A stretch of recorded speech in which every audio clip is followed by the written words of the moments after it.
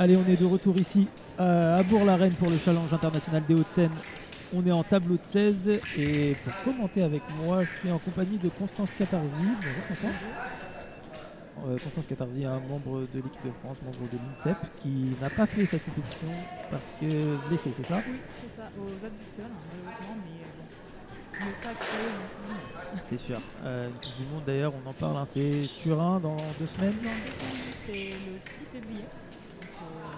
Donc là, l'objectif pour toi, c'est d'abord de récupérer, bien de soigner pour pouvoir à Turin essayer de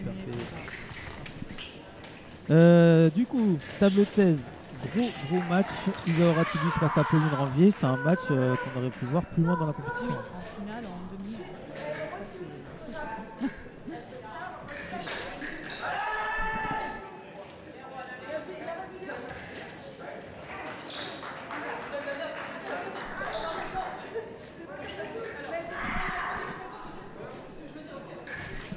Allez, donc on disait Isa Horatibus face à Pauline Ranvier, match qu'on aurait pu voir plus tôt dans la compétition. En fait, ce qui s'est passé, c'est quoi? C'est qu'au niveau des poules, il y a une des deux tireuses qui a un petit peu raté, on va dire. Oui, c'est ça.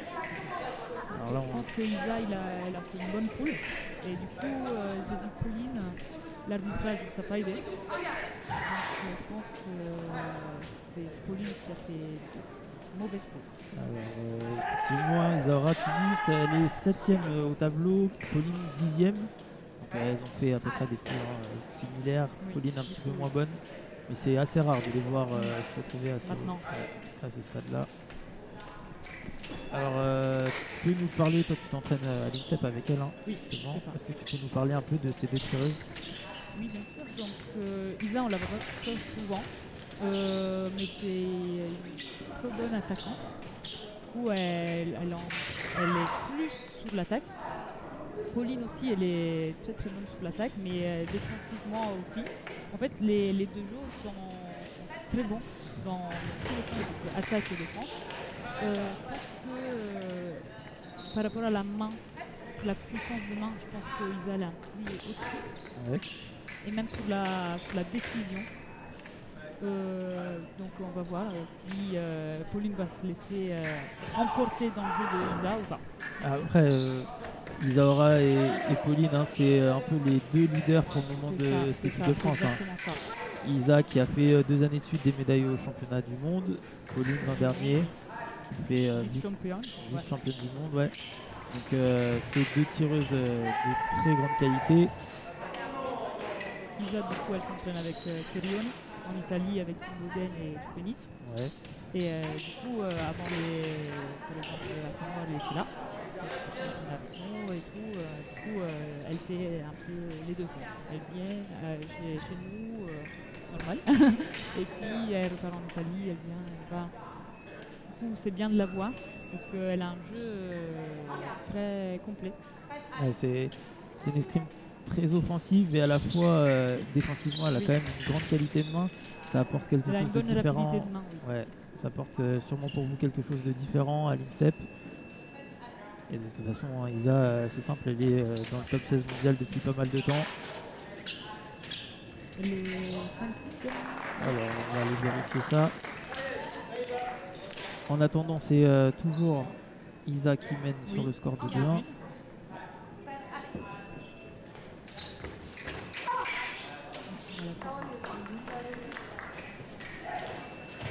Et elles se connaissent quand même par cœur, j'imagine, les deux.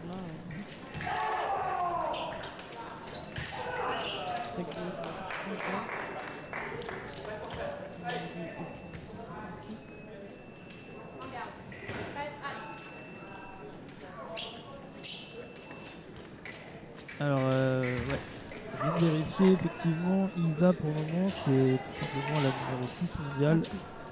6 mondiale. Pauline, elle est 16e mondiale, donc 2 filles dans le top 16. Hein. C'est du très haut niveau, tout simplement. Là, aujourd'hui, c'est un challenge international, donc on a quelques polonaises, on a Battini, l'italienne. Et ouais, Isa, Pauline, Battini, ça, allez, on peut dire sur le papier, en tout cas, c'était peut-être les 3 favorites au départ de cette compétition. Après, voilà, c'est les aléas aussi. Il faut pas rater ses poules. Ah, ça c'est l'essentiel. On peut dire sur ces compètes-là, c'est assez l'essentiel. Ouais, c'est primordial. Hein. Bien commencer pour s'ouvrir un bon tableau. Puis, bien sûr, tout ce que je fais, c'est comme l'assaut d'avant, Solène Dutruy et Astrid Gouillard. Voilà, c'est ça. Pareil, Astrid Gouillard et Solène Dutruy qui se sont rencontrés très tôt en tableau de 32, c'est ça? Oui, c'est ça. Et malheureusement, c'est fini. Malheureusement, et heureusement pour tu dis, on va recontextualiser. Hein, oui. tu dis malheureusement parce que Solène, c'est aussi ta camarade de club. Oui, c'est ça. Et on fait partie de Nice. Et du coup, ça m'a fait peur de voir qu'elle n'a pas réussi à mettre la dernière. Forcément, quand on est en Coupe du Monde, c'est la France avant tout. Quand on est en France, on pense aussi aux camarades de club, aux copains. Donc c'est normal aussi. Et pour le moment, le match, après 2 minutes 30 là, déjà 2,32 passés, 4-2 pour le moment pour Isaura. C'est un match quand même assez serré. Hein. Les deux tireuses qui n'arrivent pas forcément à trouver de solution tout de suite. C'est parce qu'elles se connaissent aussi par cœur. Hein. Elles forment l'équipe. Elles connaissent les points forts et les points faibles de l'autre. C'est ça.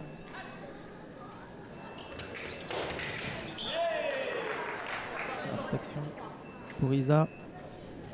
Une parade riposte très forte au niveau de la main, tu le disais tout à l'heure. Moi, je sens quand je tire avec elle, je sens vraiment la puissance de sa main. C'est quoi? C'est au niveau de la parade? De la parade. Ouais, oui. Même quand elle attaque, elle prend souvent le fer.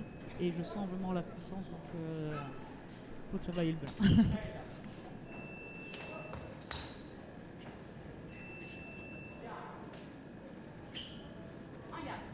Alors on a une différence aussi de gabarit, on peut le voir un petit peu.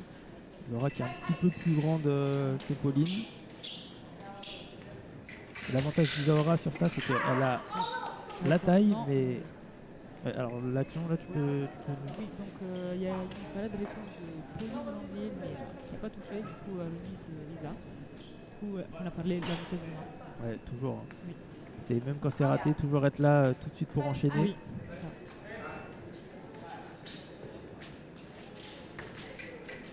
Et là, on a 12 secondes de la fin. On va aller à la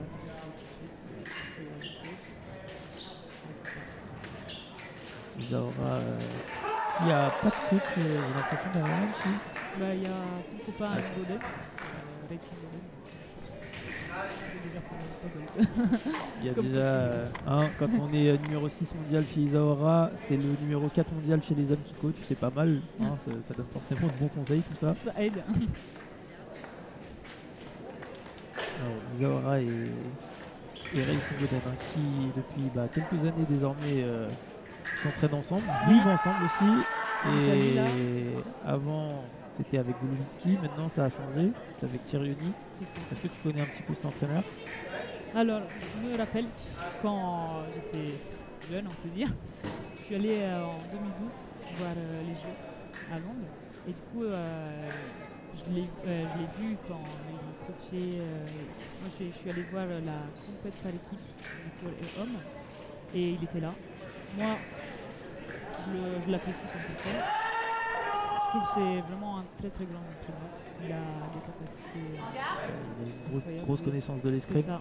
Donc, je trouve qu'Isa, elle a vraiment beaucoup progressé depuis qu'elle est avec lui. Alors justement, est-ce que tu pourrais nous dire peut-être quelques petites choses qui ont changé depuis Ça va être compliqué vu que j'ai pas beaucoup tiré avec Isa. Même avant. Peut-être en voyant, je sais pas, tu as remarqué. Elle est plus précise. D'accord.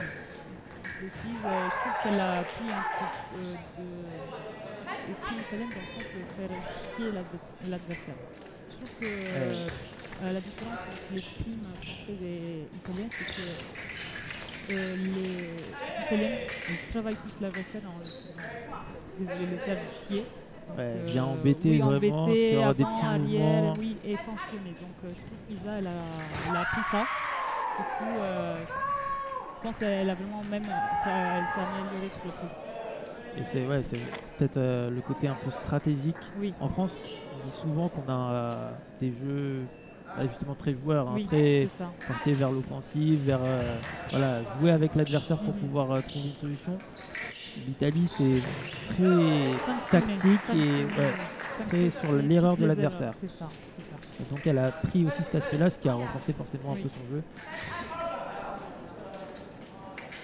Elle s'est ouverte un petit peu en termes de culture escrime. Hein.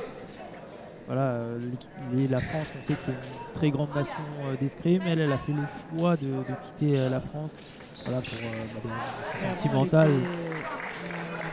Elle était à Los Angeles. Ouais, c'est ça. Du coup, depuis qu'ils sont avec Thierry, en Italie, à Yves. C'est où en Italie ça? C'est côté est de l'Italie, sur la mer. D'accord. Donc en plus, il y a une qualité de vie appréciable. Quoi. Oui. C'est cool. En tout cas, ouais. Je sais pas si tu as eu l'occasion de parler avec elle un peu de ça, mais je pense qu'elle se sent épanouie. Oui, elle est très contente, tout se passe bien pour elle. On le voit même dans ses fêtes. Pauline, elle, on parle beaucoup d'Isa depuis tout à l'heure, mais Oui. Pauline aussi qui a quand même sorti sur une bonne vague avec ces championnats du monde là où honnêtement elle n'était peut-être pas attendue sur, sur cette médaille d'argent, mais elle a sorti une compète énorme ce jour-là. Incroyable. Ouais. Incroyable, elle a battu Olivo et tout. Et on continue à voir qu'elle est vraiment à l'aise sur Olivo. Même on le voit en compète par équipe surtout. Et, puis Pauline qui a vraiment pris en confiance, pris en maturité aussi depuis ce titre. Oui, je la vois plus sûre d'elle. Son jeu plus affirmé peut-être. Là. 5. On est dans la deuxième reprise, 2 minutes 19 encore restantes. Alors vous ne l'avez pas vu hein, à l'écran, mais tout à l'heure, l'Italienne Battini qui s'est qualifiée pour la suite, elle, l'Italienne, on en parlait un petit peu tout à l'heure, qui a battu Maréchal. battu Maréchal. Maréchal qui est jeune, hein, Oui, elle parle avec moi. qui est encore jeune, mais qui perd un petit peu. Voilà, donc sur ce match, beaucoup de milieu de piste là pour le moment.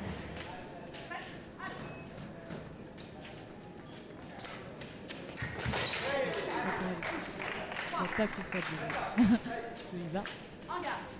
C'est là où c'est ça, c'est exactement ce que tu disais tout à l'heure. Hein. On a vu la rapidité, tout de suite aller chercher vers l'avant une grande pente. Et Pauline qui est carrément restée figée, surprise. Alors est-ce que... Pas trop d'accord sur ça. Voilà, justement, je vais te demander. Là, l'arbitre qui donne l'attaque d'Isaora. Toi, qu'est-ce que tu en penses? Alors, moi, je trouve qu'elle part exactement au même moment. Après là, il n'y a pas de demande de vidéo hein. En Coupe du Monde, on peut faire appel aux vidéos si on n'est pas d'accord. Là, c'est un circuit national, même si ça reste un challenge international. C'est un circuit national français de base, ouvert aux étrangers donc. Et pas de vidéo en tableau de 16. Là, commence le cadre, la vidéo, non? Que je vois Je t'avoue que j'ai aucune idée. je pense que oui. Sinon, des demi, je sais Là, la flèche. Le Pauline qui aime bien faire station à la flèche. Et 90% des fois, C'est quelque chose qui réussit bien là. C'était quoi il y avait une Coupe du Monde à Katowice en Pologne il y a 2-3 semaines. 2 semaines. Est-ce que tu sais un peu ce qui s'est passé pour les deux tireuses? alors, je peux vous dire que j'ai pas du tout à suivre parce que tirer en même moment. Pauline, elle, je pense qu'elle a commencé sur la américaine. Binder. Mais malheureusement, je ne me rappelle pas si c'était 64 ou 32. Isa, elle a fini troisième. Elle a perdu sur Camilla Mancini, qui est sortie à la fin deuxième. Elle a perdu sur des Vladimir qui gagne. Et on voit aussi Battini est un peu dans le niveau de Katowice. On voit le niveau de ce challenge. Ouais. Gros niveau du challenge international avec des tireuses qui perdent pas mal en Coupe du Monde.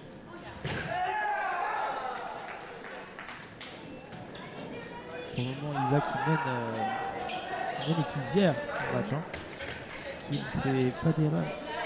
C'est vrai que quand on la voit, on a l'impression qu'elle veut donner aucune touche à l'adversaire. Alors bien sûr c'est le but, hein, je dirais, de l'escrime, mais vraiment dans sa façon de tirer, voilà, c'est précis et sans donner d'erreur. On a l'impression que c'est plus calculé. Dès que l'autre elle fait une erreur, elle est toujours là pour le sens. Ouais. Mais comme là, cette touche, Il y a la grosse match de Pauline a été sanctionnée. l'erreur au niveau des jambes, vraiment, ouais. La force du bras de Lisa qui a vraiment écrasé l'attaque de Pauline.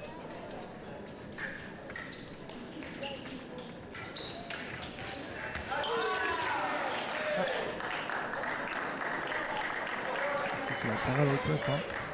Pauline qui a bien réussi à tenir au niveau des jambes pour dans ces 2 mètres pouvoir placer cette parade et ensuite riposter.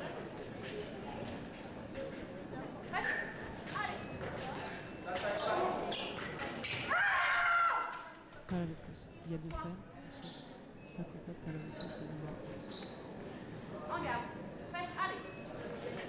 Lisa qui reste devant, qui garde quand même ce petit confort de 3-4 touches. Pauline qui a du mal à coller au sort. Alors par contre le rythme il est vraiment particulier, je trouve. Il y a un petit peu un faux Là je rythme. pense que là Pauline elle essaie de ne pas rentrer dans le Lisa. Là elle attaque plus, donc je pense qu'elle va essayer de sanctionner comme maintenant. Ouais, elle tient la distance plus grande pour éviter d'aller dans la distance de Lisa parce qu'elle est plus forte à la distance. coup, elle est en train d'élargir la distance. Au moins, peut-être tente quelque chose tactiquement. Voilà. La suspension, on avait entendu hein, la parade riposte d'Isa, mais c'est manqué. Ouais. C'est manqué et Pauline qui a réussi à placer sa remise d'attaque. Avec une petite oppose, je peux rajouter. Alors, Et en France, on va à deuxième pause. Opposition, juste pour expliquer, peut-être pour ceux qui ne connaissent pas forcément ce que c'est. Comme on a pu voir là, il y a eu un attaque qui a été parée. Pour éviter d'être touché par la riposte de l'adversaire, on oppose, ça veut dire qu'on met une position sur son forêt, comme ça pour dévier la trajectoire de la riposte de l'adversaire. En fait, on vient vraiment fermer la ligne avec sa lame ou sa coquille pour éviter d'être touché. C'est ça. Du coup, ça permet vraiment, voilà, si on n'a pas la priorité de s'échapper. Voilà, c'est ça. De sortir d'une situation un peu difficile. C'est ça. Allez, 13-11 entre Tibus et Ranvier. On est à la pause et on va rentrer donc, dans la troisième reprise.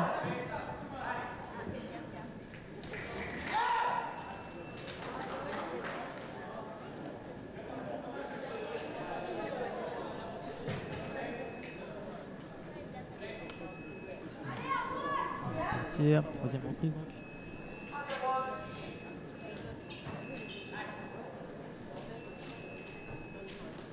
Très bien. On aura.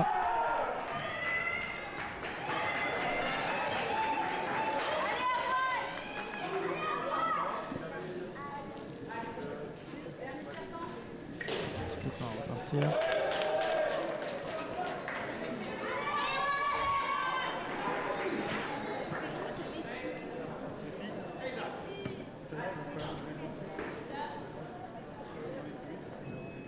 Alors, c'est bon, on va enfin pouvoir repartir. Dernière reprise. Lisa Ouais. On risque quand même d'aller en 15. Hein. C'est vrai qu'on aille à la fin du temps. Mais...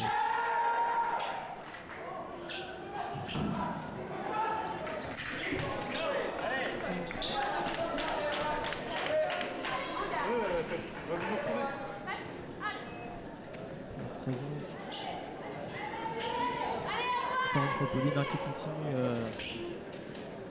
ce schéma-là. Zora qui est offensive, mais qui on voit là ne tente pas plein d'actions non plus. Elle veut juste trouver le bon moment pour, comme tu disais, hein, tout à l'heure, sanctionner vraiment Pauline.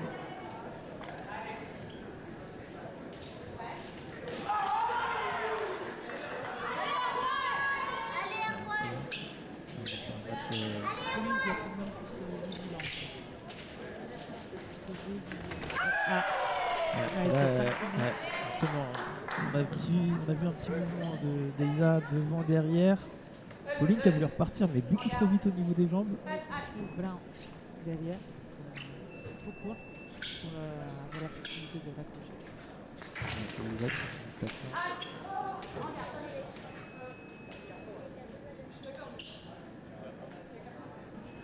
Normalement, là, il devait y avoir carton. Alors pourquoi justement carton? Parce que en fait, Isa là, elle vient d'éviter la touche en se tournant au dos de Pauline. Donc normalement, ça devrait être sanctionné par un carton jaune. Qui a décidé souvent. Pauline qui en profite là pour revenir à 2 touches. 2 touches d'écart. Elle n'a plus le droit à l'erreur hein, par contre.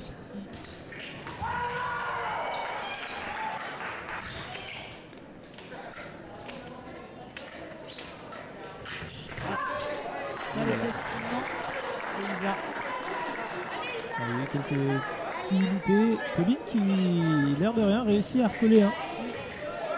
Qui recolle au score. Et 14-13, ça devient serré. On va voir si ça va être